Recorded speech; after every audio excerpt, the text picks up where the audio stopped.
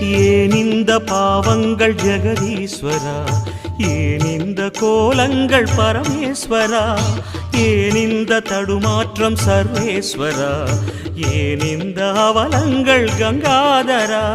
மூன்றாவதாம் உன் கண்ணையே நீர் திறப்பீர் உலகுயவே.